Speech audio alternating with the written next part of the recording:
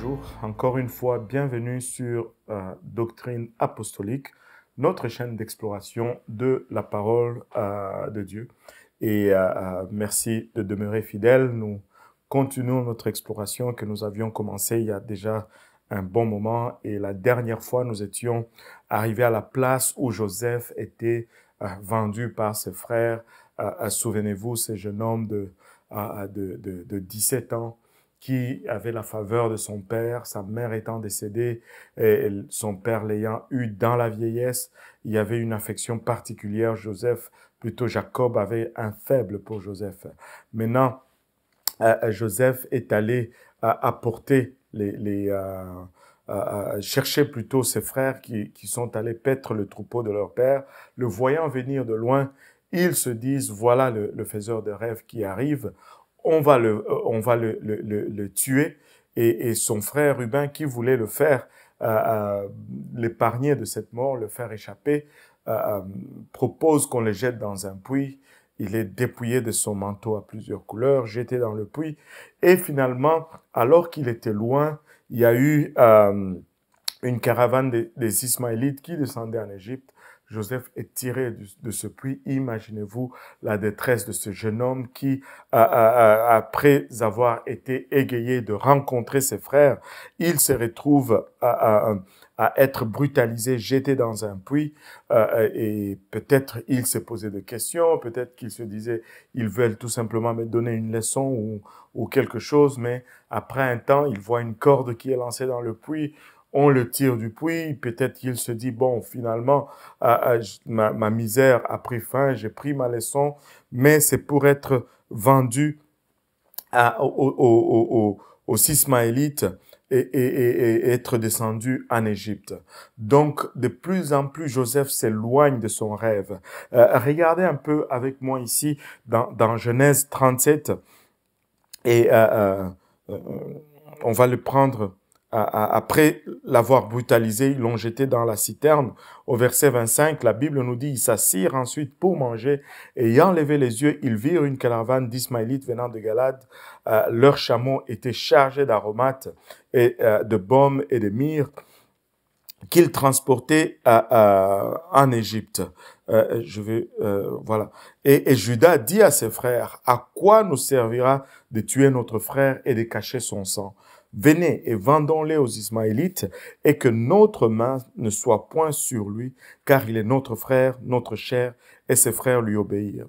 Donc, comme ces marchands madianites passaient, ils ont tiré Joseph et ils l'ont vendu.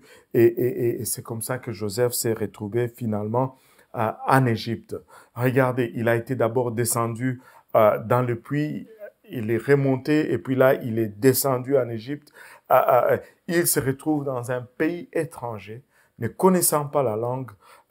Vous pouvez vous imaginer un peu le désarroi de ce jeune homme. Regardons un peu, avant de suivre Joseph en Égypte, regardons un peu ce qui arrive ici. La Bible nous dit, et Ruben retourna à la fosse après que Joseph eut été amené en Égypte. Ruben retourna à la fosse, et voici, Joseph n'était plus dans la fosse. Alors il déchira ses vêtements et il retourna vers ses frères et dit, l'enfant n'y est plus. Et moi, où irai-je? Donc, il s'imagine un peu qu'est-ce qu'il va dire à son père. Et ils prirent alors la robe de Joseph, tuèrent un bouc et trempèrent la robe dans le sang. Ensuite, ils envoyèrent et firent parvenir à leur père la robe de diverses couleurs en lui faisant dire, « Nous avons trouvé ceci, reconnais si c'est la robe de ton fils ou non. » Et là, regarde, Joseph, plutôt Jacob, avait menti à son père. Là, ce sont ses enfants qui sont en train de lui mentir. Il a payé auprès de Laban. Là, il est en train de payer auprès de ses enfants maintenant. Et le verset 33 nous dit, « Et il l'a reconnu et dit, c'est la robe de mon fils, une bête féroce l'a dévoré. Certainement, Joseph a été mis en pièces. Et Jacob déchira ses vêtements et mit un sac sur ses reins et mena deuil sur son fils pendant longtemps. Et tous ses fils et toutes ses filles vinrent pour le consoler, mais il refusa d'être consolé. Et il dit, je descendrai en deuil vers mon fils au sépulcre. C'est ainsi que son père le pleura. Et les Madianites le vendirent en Égypte à Potiphar, officier de Pharaon et chef des gardes. Là, Joseph est en deuil. Laissez-moi juste faire une petite parenthèse ici pour nous faire reconnaître une leçon que Dieu m'a montrée. Vous savez, Dieu ne va pas toujours nous révéler toutes choses. Joseph était vivant, Joseph était en Égypte, Jacob craignait Dieu, Jacob servait Dieu, mais Dieu n'a jamais révélé à Jacob que Joseph était vivant. J'ai trouvé cela particulier. Jacob n'a jamais eu la révélation que son fils préféré était encore en vie alors qu'il a fait le deuil de son fils. Et voilà. Donc, allons retrouver maintenant Joseph en Égypte. Là, il est vendu à Potiphar, un officier de la garde de Pharaon. C'est comme si on disait un peu, Potiphar s'occupait de la sécurité du roi. Pour dire que ce n'était pas juste un simple soldat, ce n'était pas juste un simple officier, c'était de ceux-là qui avaient le vrai pouvoir dans le pays. Et la Bible nous dit au chapitre 40, le premier verset, « Après ces choses, il arriva que l'échasson du roi d'Égypte et le panetier... » je suis un peu loin. Je devais être dans le chapitre 39. Voilà. La Bible nous dit, « Or, Joseph fut amené en Égypte, et Potiphar, officier de Pharaon, chef des gardes, homme égyptien, l'acheta des Ismaélites qui l'avaient amené. » Et donc, d'un fils préféré, il devient esclave d'un officier de Pharaon. Et l'Éternel, la Bible nous dit, fut avec Joseph au 2e verset, et il prospérait. Et il était dans la maison de son maître l'Égyptien. Et son maître vit que l'Éternel était avec lui et que l'Éternel faisait prospérer entre ses mains tout ce qu'il faisait. Joseph trouva donc grâce à ses yeux et il le servait. Et son maître l'établit sur sa maison et remit entre ses mains tout ce qu'il avait. Imaginez-vous un peu ceci. Dès le départ, on voit Joseph esclave maintenant chez Potiphar, mais on ne voit pas dans la vie de Joseph les effets de l'amertume des gestes de son frère, de ses frères vis-à-vis de lui. Il a été chez Potiphar. Permettez-moi de vous suggérer qu'il travaillait avec tout son cœur pour servir son maître.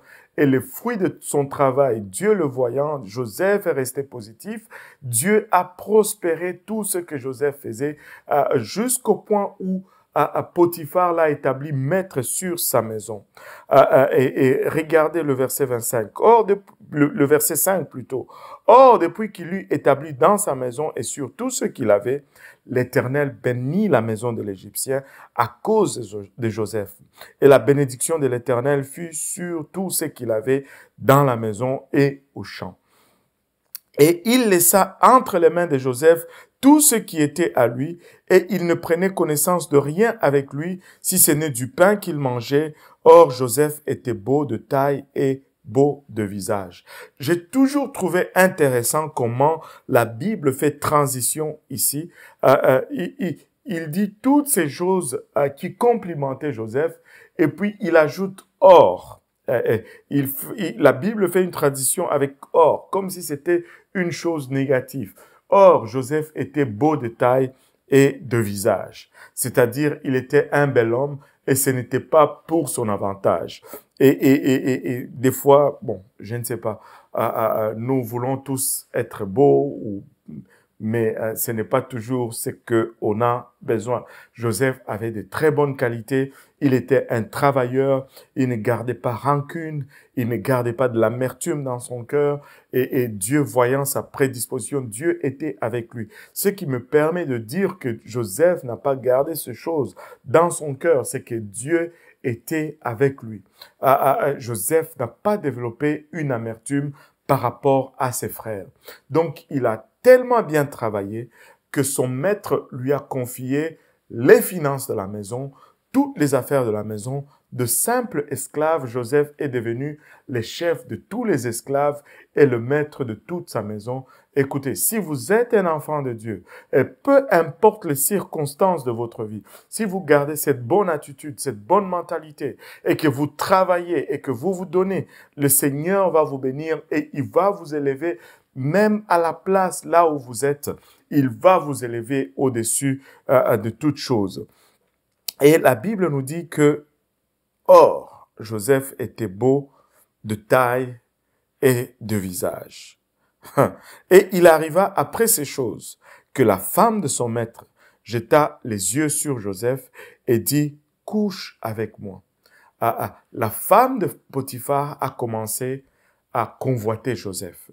Mais regardez la réponse de Joseph ici. Le verset 8. Mais il refusa et il dit à la femme de son maître. Écoutez bien la réponse de Joseph. Il dit, voici mon maître ne prend connaissance avec moi de rien dans la maison. Et il a remis entre mes mains tout ce qui lui appartient. Nul n'est plus grand dans cette maison que moi. Et il ne m'a rien interdit que toi, parce que tu es sa femme. Et regardez maintenant la clé de la réponse de Joseph. Comment ferais-je un si grand mal et pécherais-je contre Dieu? Joseph ne voyait même pas cela comme étant un problème avec son maître, mais il voyait cela comme un problème avec Dieu. Je ne peux pas pécher contre Dieu. Joseph avait constamment les lois de Dieu devant son visage. Il avait l'enseignement de son père. Il a continué dans les enseignements de son père. Il craignait Dieu. Cela importait peu qui était Potiphar. La chose la plus importante pour Joseph, c'est qu'il soit agréable à son Dieu.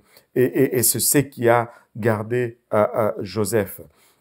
Maintenant, laissez-moi vous dire ceci. Je ne crois pas que la femme de Potiphar était une vieille laide. Je crois que c'était une belle femme, une jeune femme, et qu'il y avait de quoi la désirer. Mais Joseph a dit, je ne veux pas pécher contre mon Dieu. Regarde, si tu marches dans la crainte de Dieu, tu vas être en règle avec tout autour de toi. Si tu marches avec la crainte de Dieu, tu vas respecter l'autorité que Dieu a mis sur toi et tu vas marcher dans le voie de Dieu. Mais marcher dans les voies de Dieu n'est pas toujours une garantie que tout va aller pour que ce soit agréable pour toi. Il y a des fois un prix à payer et on va le voir parce que la femme de Potiphar maintenant, elle est offensée. Elle est offensée et on va voir sa réaction dans la diffusion qui va suivre, mais on va arrêter là. Joseph dit, je ne peux pas pécher contre mon Dieu, je ne peux pas faire cela, ça serait pécher contre mon Dieu. Et gardez toujours Dieu en vue. Gardez la première personne à qui vous voulez faire plaisir, c'est Dieu. Et Dieu est partout. Même lorsque votre patron n'est pas là, mais Dieu vous voit. Sur ces paroles, je vais vous laisser et je vous encourage à continuer dans la prière, à demeurer dans la parole du Seigneur et à très bientôt. Au revoir, que le Seigneur vous bénisse.